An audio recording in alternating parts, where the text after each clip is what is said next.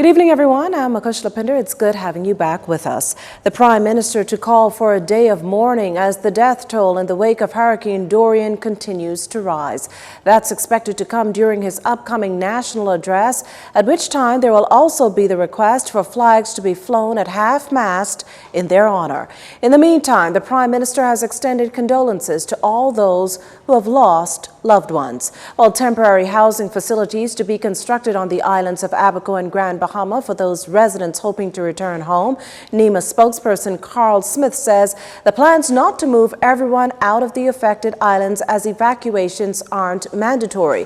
Co-chair of the Disaster Relief and Reconstruction Committee, John Michael Clark, says the strategy is to have 2 relief areas in Marsh Harbor. The areas would be one to the south of Marsh Harbor and one to the north of Marsh Harbor, and those are to get persons back quickly who would want to rebuild their homes right away.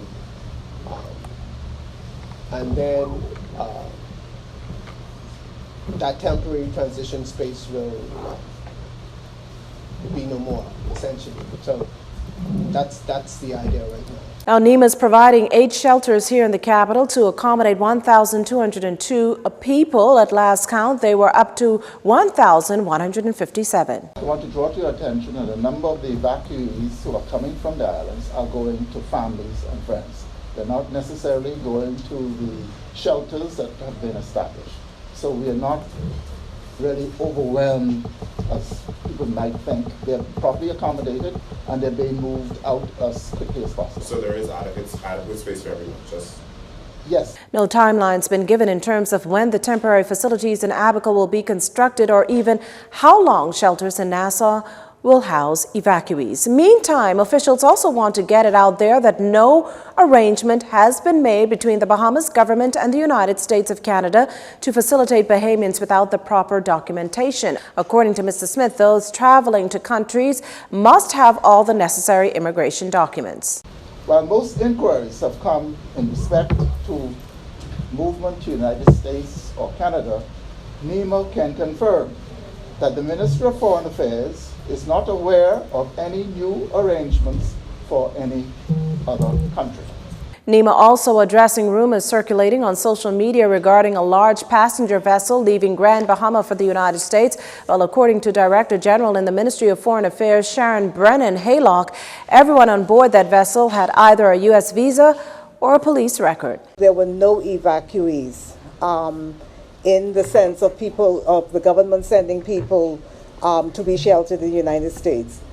Any persons evacuated from Grand Bahama or Abaco have come to Nassau or to other family islands, as I understand it, but not to the United States. It's unclear if persons aboard the vessel paid for the trip, but Mrs. Brennan-Haylock stressed that it was not an evacuation. Well, Hurricane Dorian leaving the Bahamas in the midst of a public health crisis spanning 3 phases of medical recovery, the first involving treating injuries, broken bones, lacerations, amputations, and head injuries. Indeed, we've seen all of them. As a matter of fact, we've brought in or evacuated more than 100 people into New Providence for treatment. We have sutured more than 30 lacerations in the last day or 2 in Marsh Harbor. As Health Minister Dr. Dwayne Sands explained, the second phase is more troubling considering the dead animals and human beings intermingling with septic tanks.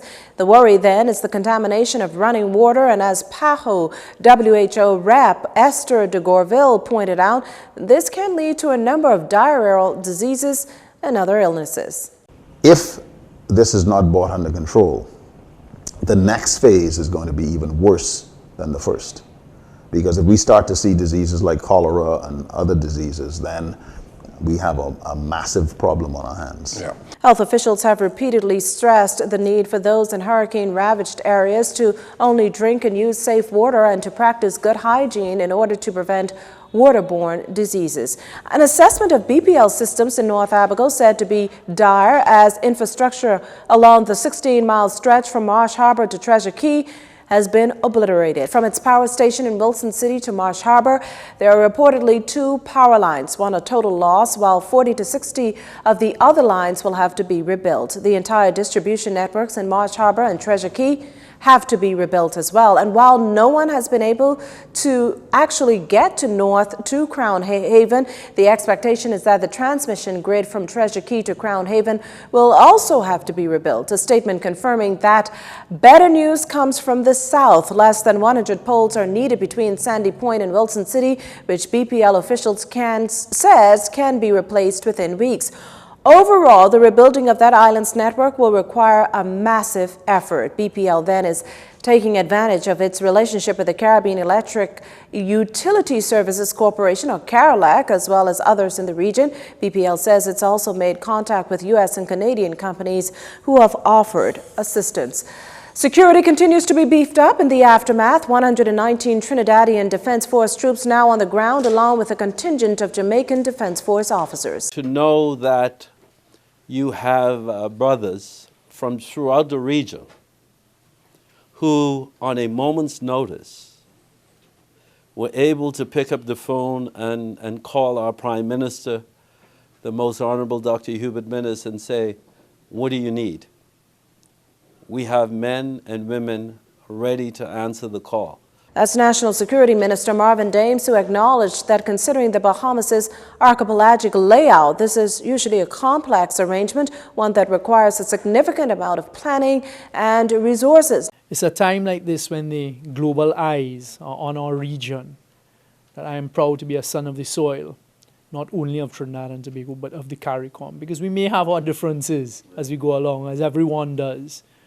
But anytime it's a time of need like this, we always come together.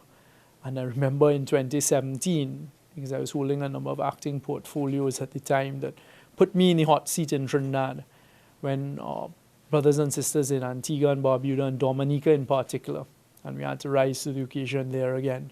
And we will continue to do so.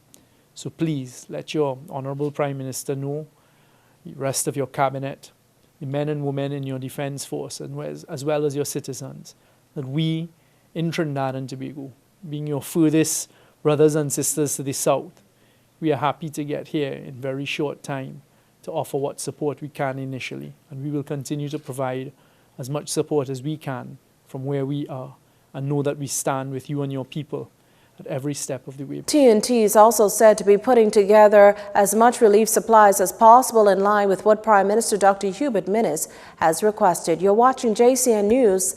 Stay with us. This segment of the news was brought to you by Alive.